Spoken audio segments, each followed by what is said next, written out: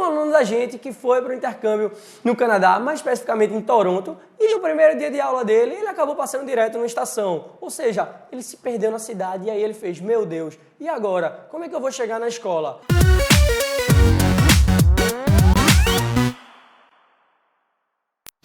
Dificuldades no intercâmbio. Hoje eu vou mostrar para vocês algumas das principais dificuldades, eu não vou dizer dificuldades, mas eu vou dizer os principais perrengues que acontecem aí no intercâmbio. Adaptar-se ao idioma local. Por que isso, Rafa? Porque muitas das vezes as pessoas que vão viajar, nossos alunos, não têm um conhecimento sobre a língua. Então preste atenção.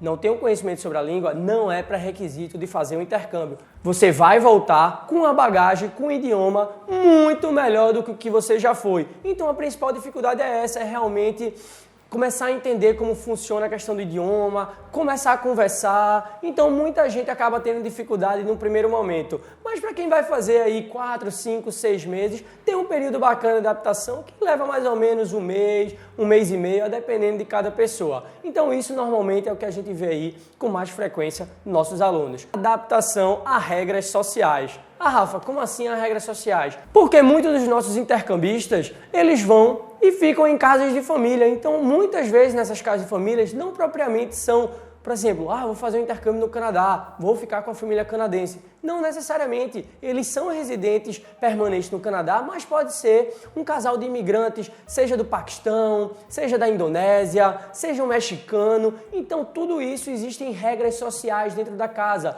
Tem pais, por exemplo, você fica em casa de famílias que lá não pode entrar descalço, lá só pode entrar com sapato, lá não pode gritar, falar alto. Tem a questão da adaptação das comidas daquela localidade. Então às vezes tem uma família árabe que vai cozinhar e você não está acostumado a comer aquela comida, ou então um casal de mexicanos que tem um paladar mais apimentado, então você não se adapta, mas tudo isso na base da conversa consegue ser adaptável. Beleza?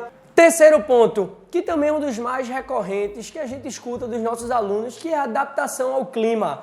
Então muitas pessoas que, por exemplo, moram aqui em Recife, que moram aqui no Nordeste, que são acostumados com calor e vai para a cidade de Toronto, que dá menos 30, menos 20 no inverno, acaba no primeiro momento não se adaptando. Mas vale lembrar que todas essas cidades são super estruturadas para aguentar esse tipo de clima. A neve, por exemplo, não vai impedir de você sair para um shopping, de sair para um barzinho, de sair com os amigos, porque lá, por exemplo, em Toronto existe uma cidade subterrânea, então você consegue se locomover, certo? Sem nenhum tipo de problema. Mas aí o que é que o pessoal fala? Rafa, é muito difícil se locomover na rua por conta do vento. Então qual é a dica que eu dou? Se agasalha bem, usa a roupa adequada para aquele momento e principalmente evita, tá nessas passagens de vento. Então tenta talvez andar mais de transporte público ou então ir para uma área que não tem tanto vento, porque aí você consegue, certo, ir se adaptando aos poucos. No passar do tempo, vai entrando fevereiro, março, abril, vai esquentando a temperatura e a partir disso você vai, certo, se adaptando da melhor forma possível. Igual também uma pessoa que é acostumada a viver no frio intenso, faz um intercâmbio para Gold Coast na Austrália e fica pegando 30, 32 graus toda hora. Em algum momento ele vai ter que se adaptar àquela realidade. Então, nada mais do que o tempo para lhe ajudar a isso.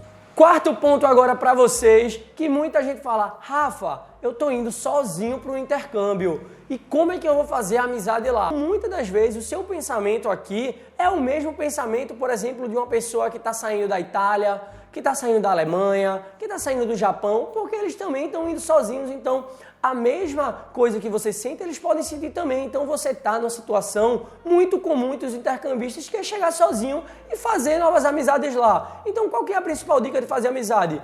Dentro da sala de aula é um ponto, fazer as atividades extracurriculares fornecidas pela escola, porque tem essa imersão entre os alunos, visitar restaurantes, visitar baladas, ir para bares, porque lá você consegue ter interação com outras pessoas. E a dica principal é, não tenha medo de errar. No começo você vai errar, vai falar uma palavra ou outra errada, mas a partir do segundo momento, do terceiro momento, você vai ter uma adaptação melhor àquilo e vai conseguir falar com a maior fluidez e, obviamente, não tenha vergonha, tá certo? O principal dica é, não tenha vergonha. Vá atrás das pessoas, vá conversar. Ou aí você vai que se apaixona lá, encontra uma canadense no seu intercâmbio no Canadá, vai para a Austrália, encontra uma australiana, ninguém sabe, né? Então, isso aí vale muito a pena, tanto para melhorar o idioma, quanto para fazer novas amizades. E vamos lá para o quinto ponto de hoje, que é na locomoção nas cidades. Então, por exemplo, vamos usar o exemplo aí do Canadá, um case de sucesso de um aluno da gente.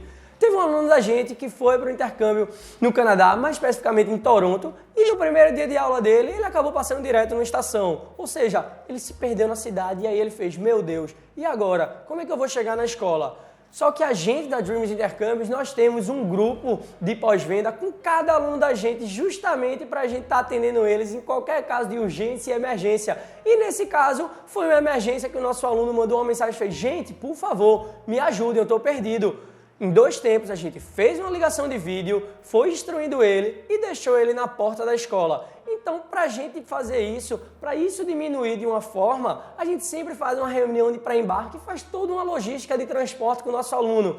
Da casa para a escola, do aeroporto para a acomodação, da acomodação, né, na volta. Então a gente vê todos os meios de transporte, se vai ser de ônibus, se vai ser de trem, quais são as estações mais próximas. Então essa questão da locomoção é só questão de adaptação. A partir do momento que você já está realmente entrosado na cidade, que está realmente andando nos transportes, você vai ver que é uma coisa simples, certo? Então, por hoje é só, pessoal. E mais uma vez, fazer um grande pedido para vocês. Curtem se vocês quiserem, certo? Me vê aí numa próxima vez. Dá essa força pra gente, pessoal. Forte abraço.